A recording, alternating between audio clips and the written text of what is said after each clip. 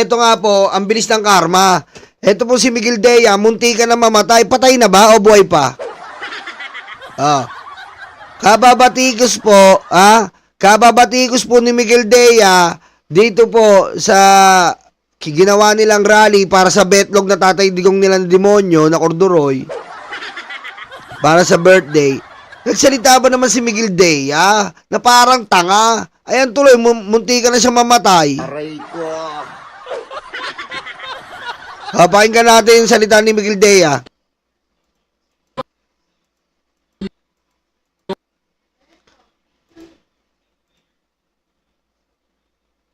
Kung makikita namin sa loob na kanyang bigitan, tinanong ko siya kung ang pinagdaanan niyang pangbibigil, pagtubot at magtataksil ng mga Pilipinong traitor ay ang pinakamabigat na naranasan sa buong buhay.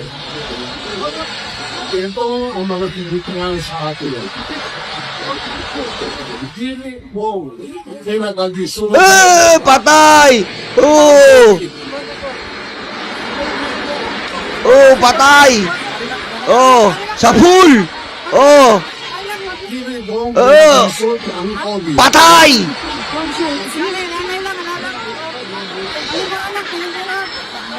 Mamamatay ka na ba? Sabi nung sir, mamamatay ka na ba? Hindi pa, medyo pa lang. Ang lobby. Pero ang pinangit sa sinisyo sa katauhan. Patay! Sa pool! Yan po si Mildea. Ewan ko kung buhay pa, baka patay na. Aray ko. Puro batikos kasi ng batikos. Ayan. Batikos pa more. Batikos ng batikos sa Pangulo. Ayun. Siya mamamatay. Ayop kayo. Sa gusto nyong mamatay si BBM, mawala si BBM. Mapasama si BBM, kayo lahat ang nauubos. Pusang ina nyo. Patayin mo si BBM. No joke.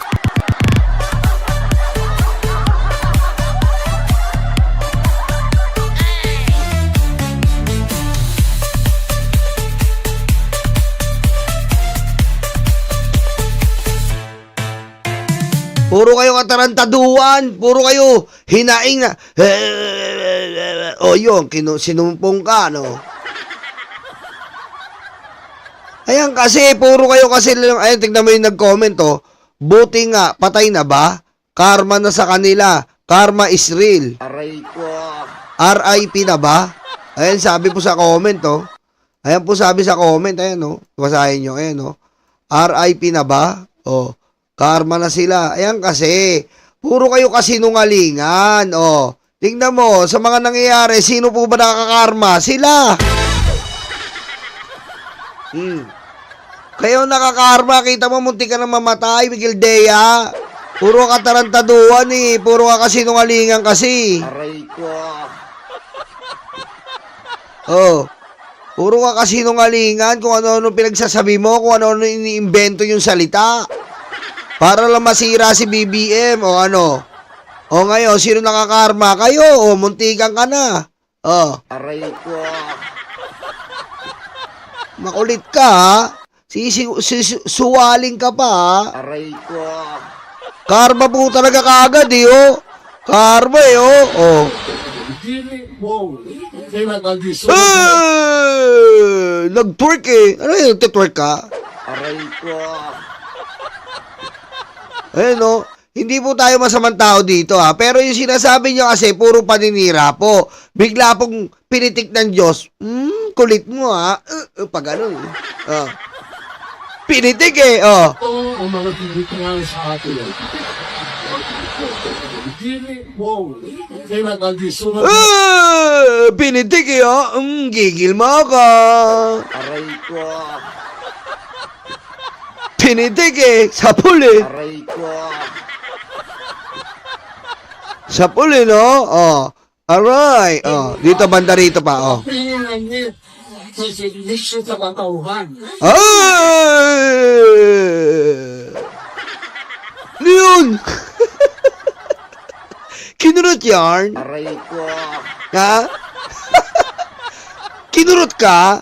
Ha? Gigil yarn?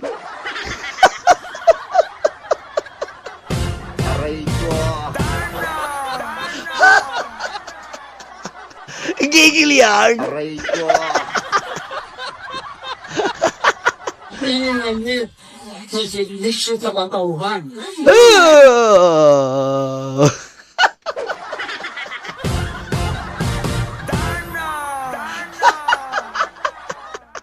Ang bilis ng karma eh, no? Ano ba yan? Sinasayo ba yung kay, Madonna? Shake, body, body, dancer. Shake, body, body, dancer. Shake, body, body, dancer in the night. Aray ko. Shake, body, body. Sino nga si Roderick at si Maricel? Ikaw talaga.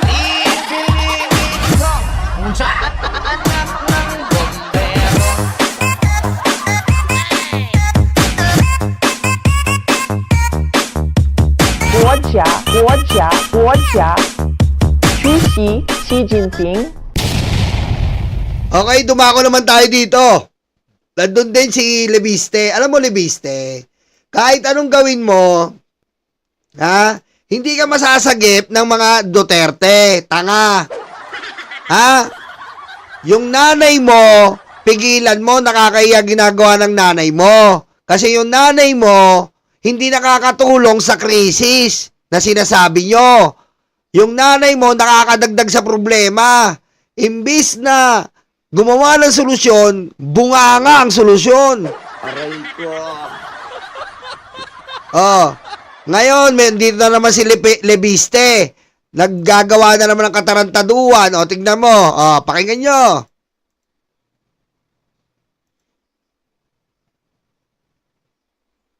Congressman ngayon, magbakasyon muna.